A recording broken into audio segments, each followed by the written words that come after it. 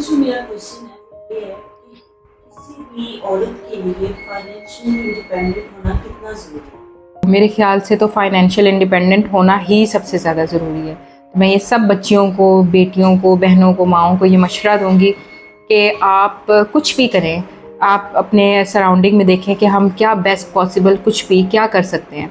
आप ट्राई करें कि आप फाइनेंशियली इंडिपेंडेंट हों। और जो बच्चियां हैं बिल्कुल उनको मैं कहूँगी कि आप लोग डिग्री ज़रूर करें, क्योंकि बच्चियां होती हैं ना वो फैंटेसी में रहती हैं। जैसे ही कॉलेज में आती हैं ना तो उनको बस होने लग जाता है अब तो शादी हो जाएगी, अब डिग्री नहीं कंप्लीट करती।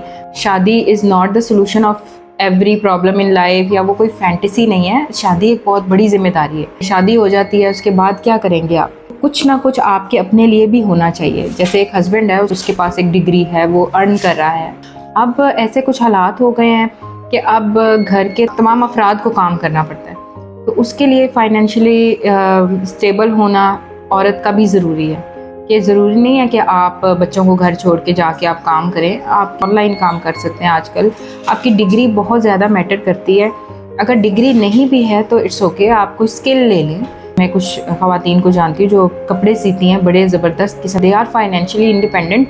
उनके पास कोई डिग्री नहीं है, किसी के ऊपर रिलाई नहीं करती, हाथ नहीं फैलाने पड़ते किसी के सामने। शादी के बाद कोई पता नहीं होता है, शादी इज़ जस्ट लाइक जुआ होता है ना, चल गई तो ठीक है, नहीं चली तो फिर you have to come back to your either parents house, brothers house. Unfortunately हमारे माशरे में यही होता है।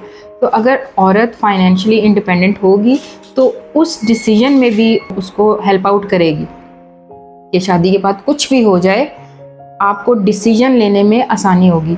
जो फाइनेंशियल इंडिपेंडेंट वुमन होती है, अगर वो एक इमोशनली अनअवेलेबल शौहर के साथ रह रही है, या वो अपनी शादी से खुश नहीं है, किसी भी वजह से वो खुश नहीं है, या उनकी शादी नहीं चल पा रही, और अगर आपको लगे कि आप पूरी ज़िंदगी इस बंदे के साथ नहीं गुजार सकते, उस वक्त हो सकता है आप डिसीजन ले सकते हैं जब आप फाइनेंशियल इंडिपेंडेंट होंगे।